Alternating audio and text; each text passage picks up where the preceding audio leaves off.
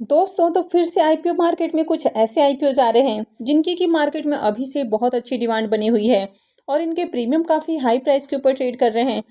तो आज की वीडियो में हम दो आईपीओ के बारे में बात करने वाले हैं जिनकी की मार्केट में ज़बरदस्त डिमांड है। तो आगे इन दोनों ही आईपीओ में अप्लाई किया जा सकता है। तो चलिए जानते हैं कि कंपनियां कैसी हैं, इनका बिजनेस कैसा है और इनके फाइनेंशियल कैसे हैं। तो अगर आप इस चैनल पे पहली बार विजिट कर रहे हैं या फिर आपने चैनल अब तक सब्सक्राइब नहीं किया है तो चैनल को सब्सक्राइब कर लें और साथ में वीडियो को भी लाइक कर दें। तो सबसे पहला आईपीओ है Paragon fine and speciality chemical का आईपीओ। आईपीओ 26 अक्टूबर से ओपन होने वाला है और ये 30 अक्टूबर को क्लोज हो जाएगा। फेस वैल्यू 10 रुपये पर शेयर है और बुकिंग प्राइस 100 रुपीज़ रखा गया है। लॉट साइज 1200 शेयर्स का होने वाला है। आईपीओ के इशू साइज की बात करें तो आईपीओ 51.66 करोड़ का है, यानी कि आईपीओ का साइज बड़ा होने वाला है।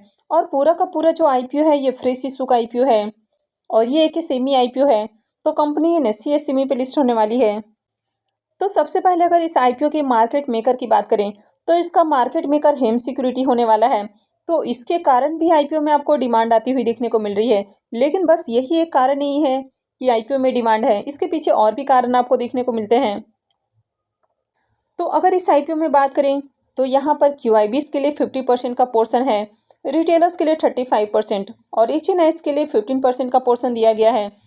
तो अगर किसी भी एसएमई आईपीओ में आपको क्यूआईबीज का पोर्शन दिखने को मिलता है तो ऐसे में आईपीओ के ऊपर ट्रस्ट बढ़ जाता है, क्योंकि आगे इसमें आपको एंकर इन्वेस्टर्स देखने को मिलने वाले हैं।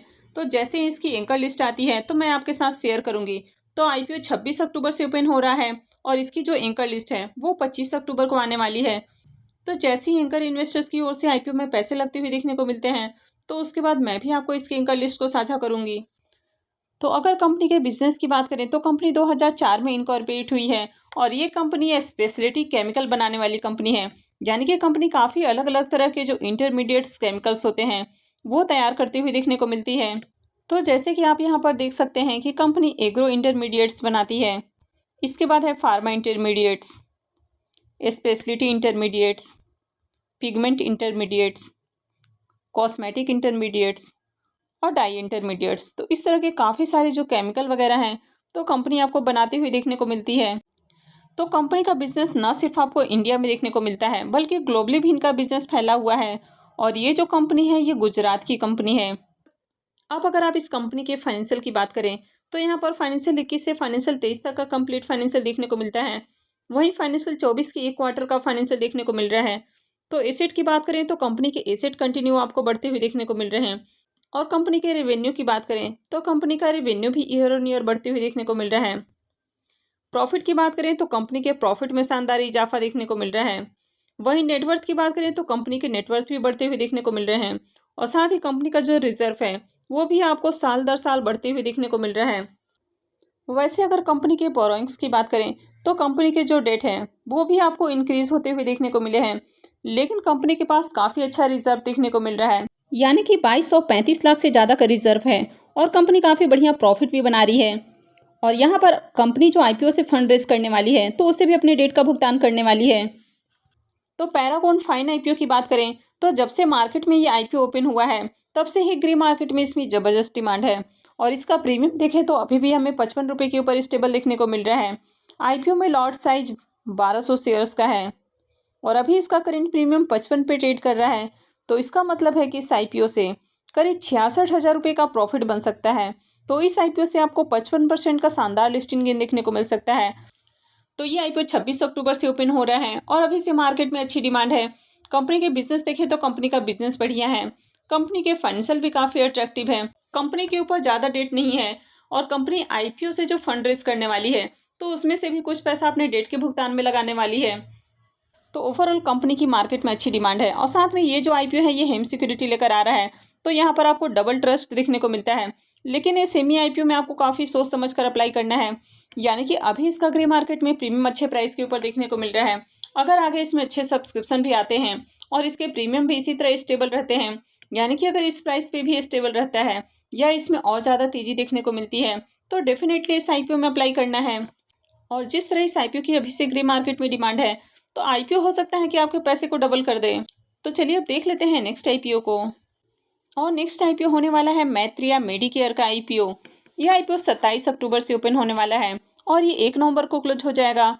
फेस वैल्यू 10 रुपये पर शेयर होने वाला है और बुकिंग प्राइस 82 रुपीज़ रखा गया है। लॉट साइज 1600 शेयर्स का होने वाला है। अब यहाँ पर अगर इस आईपीओ के इशू साइज की बात करें तो आईपीओ 14.89 करोड़ का है, यानी कि आईपीओ ज़्यादा बड़ा नहीं है और पूरा का पूरा जो आईपीओ है ये फ्रेश इशू का आईपीओ होने वाला है और ये भी एसएमई आईपीओ है, तो कंपनी एनएसई एसएमई पे लिस्ट होने वाली है। तो अगर इस आईपीओ के मार्केट मेकर की बात करें तो इसका market maker Giriraj stock broking होने वाला है, तो इनका कुछ बहुत अच्छा ट्रैक रिकॉर्ड देखने को नहीं मिल रहा है।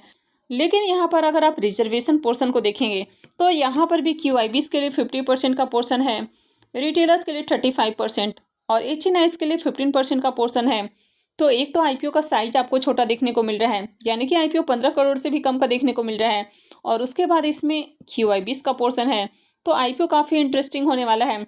अब यहाँ पर एंकर इन्वेस्टर्स भी आपको आते हुए देखने को मिलेंगे, तो जो भी एंकर लिस्ट वगैरह आती है तो मैं आपके साथ शेयर करूँगी। अब यहाँ पर आईपीओ का साइज छोटा है और इसमें एंकर इन्वेस्टर्स आने वाले हैं, QIBs का पोर्शन होने वाला है, तो आगे इसमें डिमांड आ सकती है। तो अगर मैत्रेय मेडिकेयर की बात करें तो ये 2019 में इनकॉर्पोरेट हुई है और ये एक मल्टी स्पेशलिटी हॉस्पिटल है जो कि सूरत में आपको देखने को मिलती है, यानी कि गुजरात के सूरत की कंपनी है।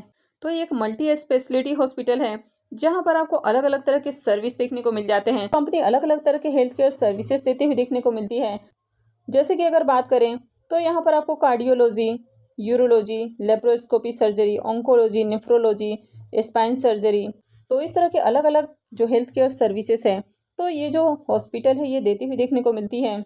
अब यहाँ पर बात करें तो जो हॉस्पिटल वाला स्टॉक होता है वो एवरग्रीन स्टॉक होता है, तो इसके कारण इसमें आपको डिमांड देखने को मिलती है। तो यहाँ भी अगर आईपीओ की बात करें तो इसकी भी लगातार डिमांड बढ़ती हुई देखने को मिल रही है और ग्रे मार्केट में इसके प्रीमियम में भी तेजी देखने को मिल रही है। तो अगर कंपनी के फाइनेंशियल की बात करें तो यहाँ पर आपको फाइनेंशियल 21 से फाइनेंशियल 23 का कंप्लीट फाइनेंशियल देखने को मिल रहा है। इसके साथ ही फाइनेंशियल 24 के 2 क्वार्टर का फाइनेंशियल है। अगर कंपनी के एसेट की बात करें तो फाइनेंशियल 21 के बाद फाइनेंशियल 22 में कंपनी के एसेट में गिरावट देखने को मिल रही है, उसके बाद फिर से कंपनी के जो एसेट हैं वो बढ़ते हुए देखने को मिल रहे हैं। और अगर कंपनी के रेवेन्यू की बात करें तो फाइनेंशियल 21 के बाद से कंपनी के जो रेवेन्यू है वो लगातार कम होते हुए देखने को मिल रहे हैं।